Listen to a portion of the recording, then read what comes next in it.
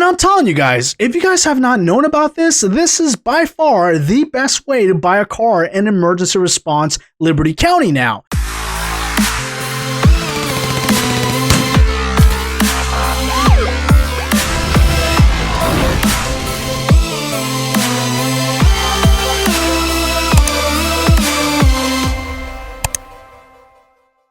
What is going on, boys and girls? Welcome back to another episode of Emergency Response Liberty County. There I was playing ERLC and I realized, man, I have missed quite a bit over the past few months. So without really having a video in mind, I just started playing and I started going around the map and I started going around the different jobs to try to figure out what exactly it is that I missed. Now, before you guys start watching the video, I'm going to warn you, I am sure I missed a whole lot more than what I am showing. So please let me know in the comments below what else I've missed and what else I absolutely have to check out, because that's the only way I'm really going to find out what it is that I missed completely. I'm not sure how long or short this video is going to be. This is really just going to be more of a voiceover. I just randomly started filming as I started going throughout the map, and as you guys will see here in this opening shot, I was trying to play as a tanker, trying to deliver gas back and forth, trying to experience the job a little bit, and this guy pulled me over, and without any real warning, I could have sworn they used to give warnings about this, but without any notice, all of a sudden, I lost my truck, I was back to being a civilian, and this guy came after me and did not hesitate to put me in cuffs. I was a little frustrated here, I did not want to roleplay, I just wanted to experience the job. So I ignored him until he eventually sent me to jail. Once I was in jail though, I was not too upset because I knew that if I just looked around, I was gonna find some subtle differences. And sure enough, I couldn't get through the booking area, but I went to the yard area, and guess what I found? I found two doors, one on each side of the courtyard, that were not there before. I got to thinking, does this mean that jailbreak is now somehow possible? I don't know, you guys. I wasn't able to play with this. So let me know down in the comments below. I guess I could go back into the update log, but I just want you guys to tell me. So let me know in the comments below what those doors are there for. Are they really there for the reason I'm hoping they're there for? And if they are, oh man, this is gonna be awesome. Fast forwarding now a little bit. Now I really am doing the gas delivery job on my way to pick up some of this fuel from, I believe it's called the fuel yard or maybe the fuel base or something like that. I forget what the actual name of it is, but pulling on in, big green zone there waiting for me to fill up. And I don't know what it was about this truck, but it was giving me a hard time. Like it was not easy driving this truck. I don't remember it being this hard, to be quite honest. Maybe they changed the mechanics of it a little bit. Maybe they switched things around. I don't know, but it was not easy driving this truck whatsoever.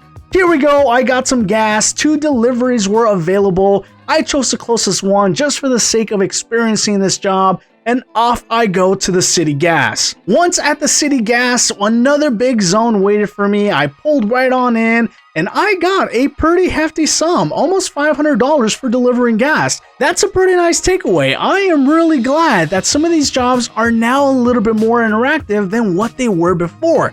And this gave me an idea. Well, wait a minute, if the convenience store worker now has an ability to engage with the environment, does this mean that the bank teller does as well? So I quit my job as a gas station worker and I went right across the street to get a job as a banker, and I started the job. I looked around a little bit and then I very quickly realized that there was nothing else for me to do.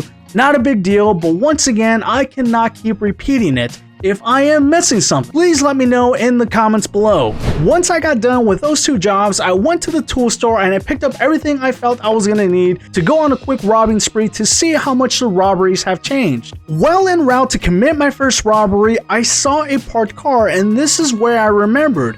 Zany, you've been seeing a lot of parked cars all throughout ERLC. And I thought to myself, could it be that Grand Theft Auto is now possible in ERLC? I got a little excited for a few seconds, I'm not gonna lie, so I pulled up to this SUV that I saw, and I very quickly saw a little sign right above it. As you guys can see, I zoomed in a little bit, and I realized that I can now buy this car. And I'm telling you guys, if you guys have not known about this, this is by far the best way to buy a car in emergency response Liberty County now. 15% less than the price of the dealership for a used car. Obviously, these cars aren't used. It's not going to affect you to buy this car. So for 15% off, yes please, I will take this deal any day of the week. I am done ever buying cars at the dealership ever again. So now really working my way to commit my first robbery, I also remembered that when I was driving around during the murder mystery quest that I saw some cabins up in the mountains somewhere. It did take me a minute or two to find the cabins, but once I finally did, it is when I realized that the structure of buying and having a house has completely changed in ERLC. And all I can say is thank you guys for finally improving the way this works. And by the way, developers, I feel like a lot of my ideas or predictions or wishes have come true in ERLC. If you guys want to put me on payroll, let me know because I have a lot more ideas that can improve the game. The ball's in your court, developers. Anyway, back to the game. I did not buy this house because the intent was to break in. I wanted to try my hand at this and I didn't want to go after the hard setting because I don't know if my skills are still there. So I opted for the normal setting and thankfully I was able to pull off. My skills are still somewhat there. I am not going to toot my horn just yet. I walked around the house a little bit. I was walking away with a ton of money. After everything is said and done, you guys, I easily walked away with a little over $7,000. I think it may have even bordered $8,000. That is a heck of a lot of money for this tiny little house, you guys. So if you guys aren't robbing small houses, I don't know what the hell you're doing. While flipping through the menu and trying to make my getaway, I looked around and I realized that a police officer was right above me because he honked his horn. I don't know why he did that. He probably didn't know I was wanted, but he must have because a home robbery had just been committed. My truck was stuck at the time and it was not moving, but somehow, some way, the ERLC gods blessed me and out of nowhere, my truck started moving and I wasted no time. I did not even select a route. I quite literally just drove off the cliff. My truck began to tumble and there I go. Oof. I posted up behind a tree and I laid down and I waited out the last 60 seconds before I can make away with my loot. At this point, I also realized that I now have an option to stroke my hair. I don't know why I would ever want to stroke my hair, but I did it and yeah, I've stroked my hair in ERLC. On my way into one of the suburbs they've created, I saw the new buildings, but more importantly, I saw that there's now ladders to some buildings. This is going to be a great sniping opportunity in the future and something that I do take part in a little bit later in the game, so stick around. I also explored some of the interiors but didn't really see any other building other than this one right here, Rick and John's, that has some ERLC merchandise and branding sort of all over the place. So obviously this is a touch by the development team of sorts. I don't know if there's events here or maybe I missed an event here, so let me know down in the comments below. I remembered that the barbershop for the razor hunt was somewhere in the general vicinity, so I worked my way down the street and the cop suddenly pulls up behind me, but by this point I'm no longer wanted, so I really don't care. I go in and I check out the barbershop and I'm very quickly reminded that if I sit in one of the chairs and pick facial hair, I am going to get a small stamina boost. So that's exactly what I did. I went with the full beard, and then after this, nothing really much happened. As I said, I was no longer wanted. I tried to get back in the police car, and it hit me. Like, man, this police car looks really, really good. Have they always been this way? And I remembered, I don't think they have. So I jumped on over to the police team real quick, and it took me a little while to spot that thing in the lower left-hand corner, the command center.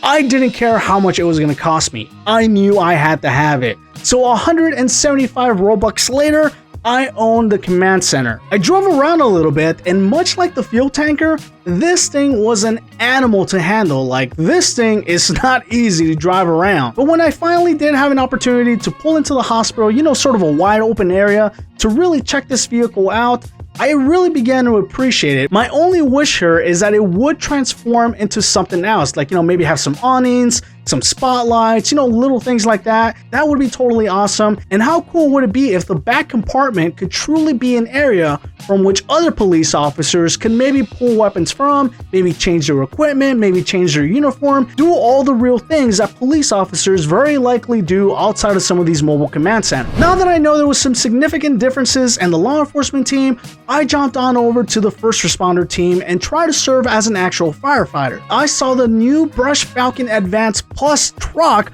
with a little hose in front of it. I thought to myself, is this really a hose? And it is. This is true right here. I was so excited, I sort of just started playing with the hose, didn't really look at the MDT to start with, and man, I was really happy. And once again, somehow, some way, the ERLC gods blessed me because I pulled out the MDT and there was actually a fire happening right there and then, and not too far from me either. It was quite literally 1 block away. So I pulled up to the fire and I immediately saw the difference that this truck made, and we put that fire out literally in a matter of seconds. If I say it was 30 seconds, it was probably too long, because just like that, the fire was done and over and I had 45 XP to my name. Excited by this new trend of finding new things in some of the teams, I jumped on over to the Department of Transportation team, but unfortunately I was not able to spot some of the immediate differences like I was able to in the law enforcement team and the first responder team. So once again, I pulled out the Falcon Advanced Plus. I did have to buy this one as well because I did not have it, and I did go on to clear some road debris, but that was basically it. Nothing really new happening in this team. If I missed something, let me know down in the comments below. As I began to run out of things to explore, at least in my mind, I just wasn't thinking at the moment. I went to the gun store, I took a look at the inventory really quick, didn't see too much different there either, so I went onto a rooftop, and you guys know exactly what I did. The one thing I love doing in ERLC almost more than anything else, I started sniping. And I knew that if I was just patient long enough, I would eventually run into a police officer, or that a police officer would run into me. And sure enough, in this next scene, you will see a police officer driving up. Off in the distance, I immediately start shooting, and after a few rounds, he realizes what is going on.